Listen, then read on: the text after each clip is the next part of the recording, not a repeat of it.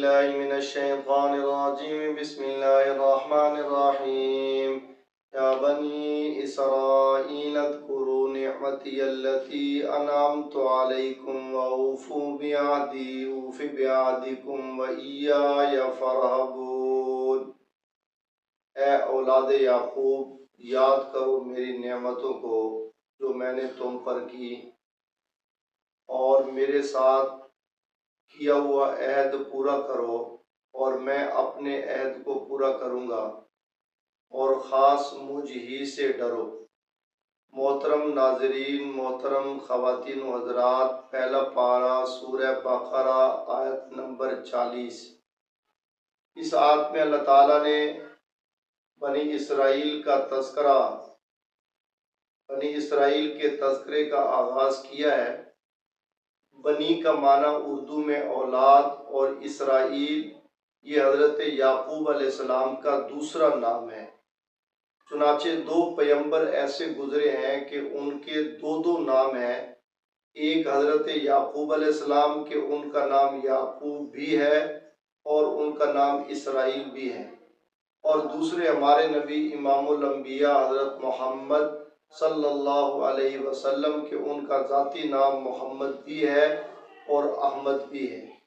اور رہی یہ بات کہ اسرائیل کا مطلب کیا ہے، اسراء کا معنی عربی میں عبد ہے، ایل کا معنی اللہ، یعنی عبداللہ، اللہ کا بندہ۔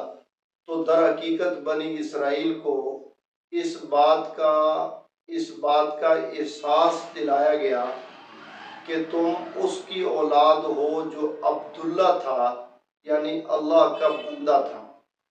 اور یہ جو لفظ بنی اسرائیل ہے، ایک نسلی اور نسبی نسبت ہے، نسلی نام ہے، اور اصل یہ ہے کہ بنی اسرائیل کا جو مذہب ہے اس کا نام یہود ہے۔ تو اس وقت جو اسرائیل ہے اور جو یہودی قوم ہے، وہ در حقیقت قرآن مجید نے اس کو بنی اسرائیل کے نام سے بھی یاد کیا ہے، اور اس کو قوم یہود کے نام سے بھی یاد کیا گیا، اور ان کو اہل کتاب بھی کہا گیا۔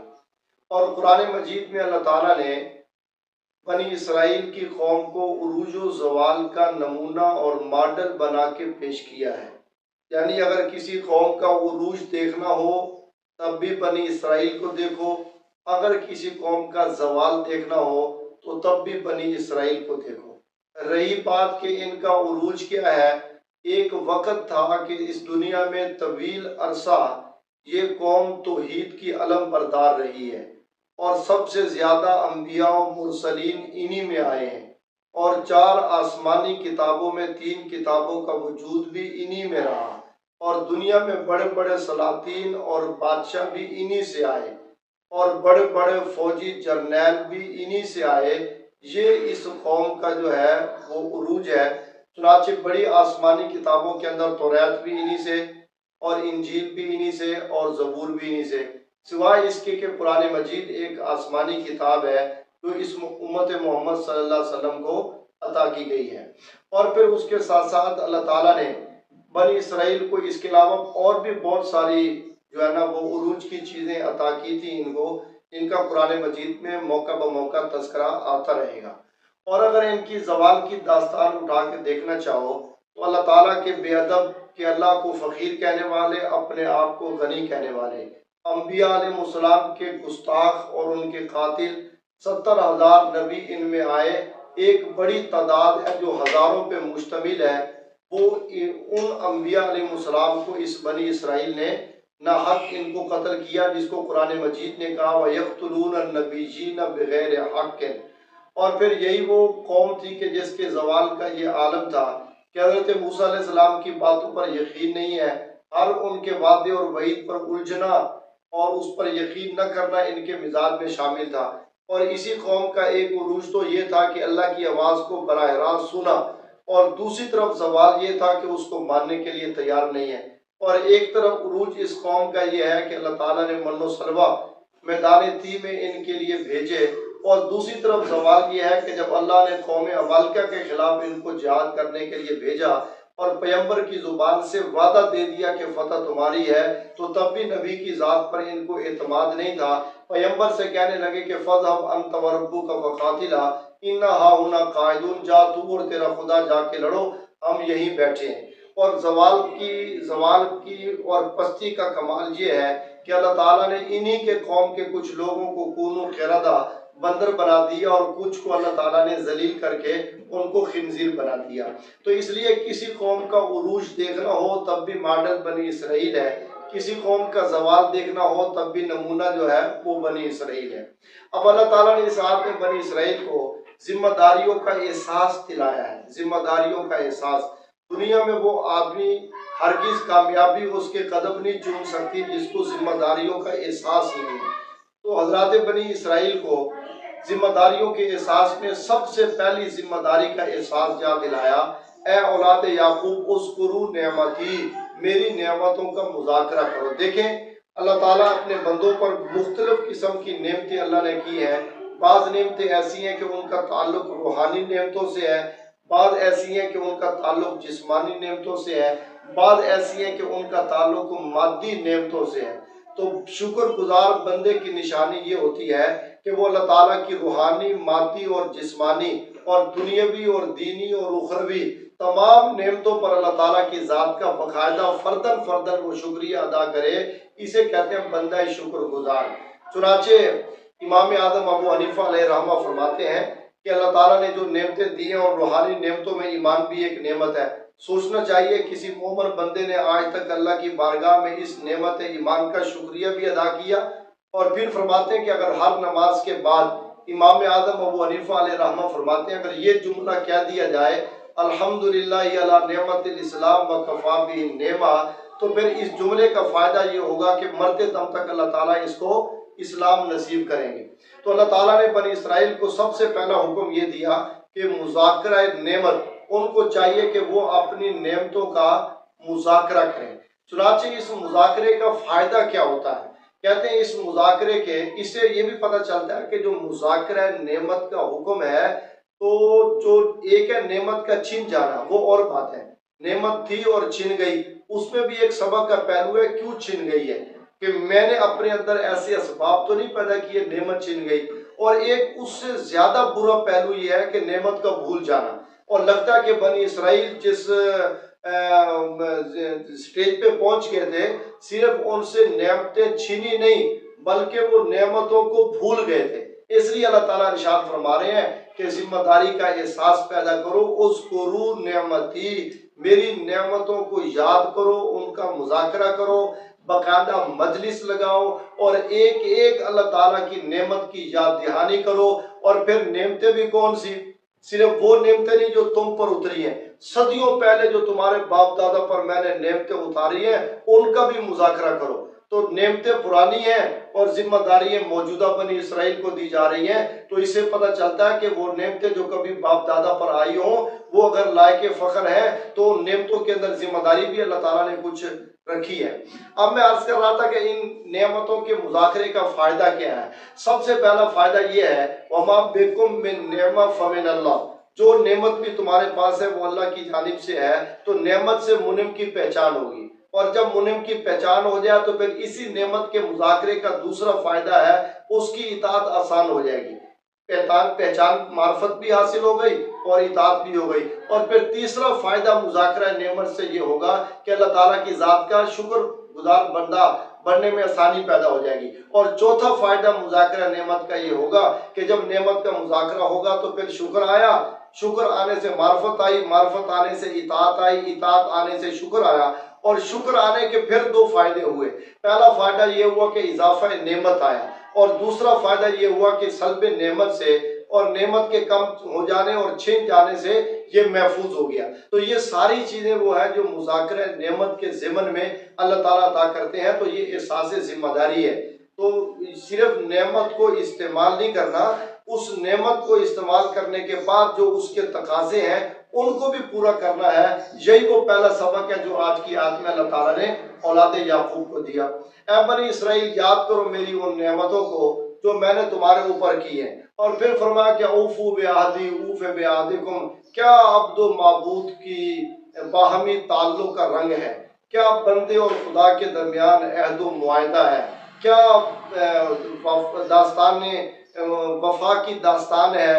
کیا اس کریم کا کرب ہے؟ اور کیا بندے کی بندگی ہے؟ اللہ تعالیٰ ارشاد فرما رہے ہیں کہ تم میرے ساتھ کیے ہوئے عہد کو پورا کرو۔ اب بنی اسرائیل نے اللہ سے کون سے عہد کیے تھے؟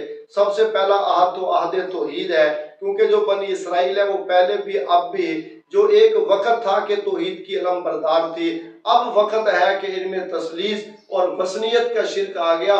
اہل کتاب میں جو عیسائیت کا گروہ ہے وہ کہنے لگا ان اللہ ثالث ثلاثہ، اور جو یہود کا گروہ تھا وہ کہنے لگا کہ قالت الیہود عزیر ابن اللہ، وہ اللہ کے علاوہ عزیر کو بھی اللہ اور اس کا بیٹا ماننے لگا۔ یہ وثنیت اور تثلیث کے شرک جو ہے وہ بنی اسرائیل میں آ گئے، تو اللہ تعالیٰ نے ان سے عہد توحید لیا تھا اور اس عہد کو پہلے نمبر پہ پورا کرنے کا حکم دیا گیا، اور دوسرے نمبر پہ حکم دیا کہ عہد طاعت، جو میرے ساتھ تم نے اطاعت کا عہد کیا تھا، اور یہ صرف انہوں نے نہیں کیا، ہم نے بھی کیا ہے۔ اگر بنی اسرائیل نے کیا تھا اور انہوں نے اس اطاعت کے عہد کو پورا نہ کیا، عہد کو پورا نہ کیا، تو وہ مجرم ٹھہرے۔ اگر ہم اللہ تعالیٰ کی ذات سے کیے ہوئے عہد کو پورا نہ کریں گے تو ہماری اللہ کی ذات سے رشتہ داری ہے کیا؟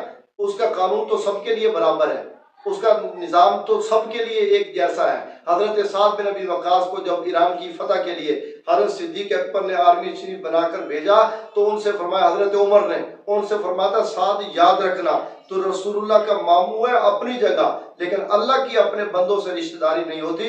اگر اللہ سے اپنا معاملہ سیدھا کرنا ہے تو وہ ایمان و تقوی کی بنیاد پر ہوگا۔ تو اس لیے اگر اللہ بنی اسرائیل کو اطاعت کا عہد پورا کرنے کا حکم دیا گیا تو ہم امت محمد صلی اللہ علیہ وسلم ہیں، ہمیں بطریق اولا اس کا حکم دیا گیا۔ اور تیسرا کیا تھا کہ بالخصوص اللہ تعالیٰ نے انبیاء بنی، صرف اقوام بنی اسرائیل نہیں، انبیاء بنی اسرائیل سے اللہ نے عہد لیا تھا، میرا نبی آخر الزمان وَإِذْ أَخَذَ اللَّهُ مِيثَاقَ النَّبِيِّينَ لَمَا آتَيْتُكُم مِّن كِتَابٍ وَحِكْمَةٍ، جب تمہارے دور نبوت میں میرا نبی آ جائے تو پھر تم نے اپنی نبوت کو چھوڑ کر میرے نبی کے پیچھے چلنا ہے۔ یہ انبیاء بنی اسرائیل سے جب عہد ہے، ان کی اقوام سے بطریق اولا ہے۔ تو اوفو بعہدی میں جہاں عہد توحید ہے، اوفو بعہدی میں جہاں عہد طاعت ہے، اوفو بعہدی میں جہاں انبیاء و مرسلین سے آپ صلی اللہ علیہ وسلم کی نبوت پر ایمان و نصرت کا عہد لیا گیا، تو بنی اسرائیل بھی اس کے اندر بطریق اولا جو ہے وہ اس میں داخل ہے۔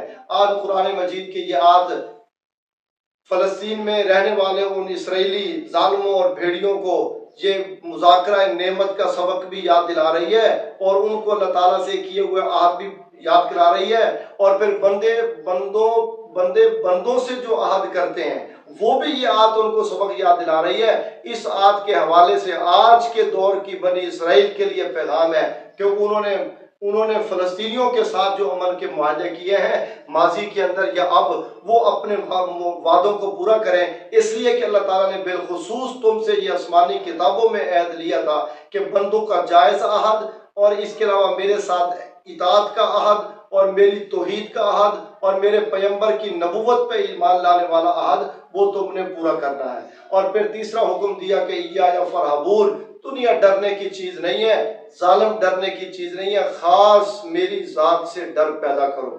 دو چیزیں جب اللہ تعالیٰ کی ذات سے مکمل طور پہ لگ جائے ان کی لو، پھر آدمی کی توحید کے عملی اثرات مکمل ہو جاتے ہیں۔ ان میں ایک وہ چیز ہے کہ جسے امید کہتے ہیں، امید بھی اللہ سے وابستہ، اور دوسری چیز جسے ڈر کہتے ہیں، ڈر بھی اللہ تعالیٰ کی ذات کا۔ کہتے ہیں موحد کی نشانی یہ ہے، ہندی تلوار مولانا روم کہتے ہیں اس کی گردن پہ رکھ دو، سونے چاندی کا ڈھیر اس کے قدموں میں ڈال دو، نہ سونے چاندی کے ڈھیر کو دیکھ کر وہ لالچ میں آئے، اور نہ ہندی تلوار کو گردن پہ دیکھ کر وہ حق سے پیچھے ہٹے۔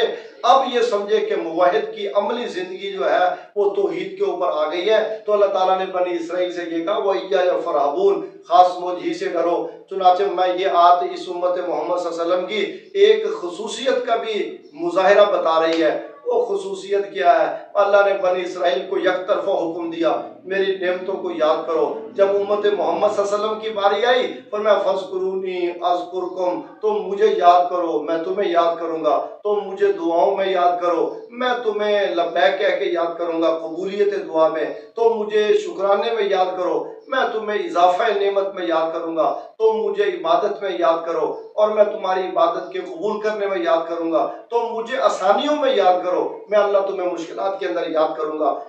اللہ تعالیٰ نے یہ بنی اسرائیل کو ان باتوں کا حکم دیا ہے، ہر دور کے بنی اسرائیل کو۔ اللہ تعالیٰ ہمیں جو ہے نا وہ قرآن کی سمجھنے کی اور اس پر عمل پیرا ہونے کی توفیق بخشے۔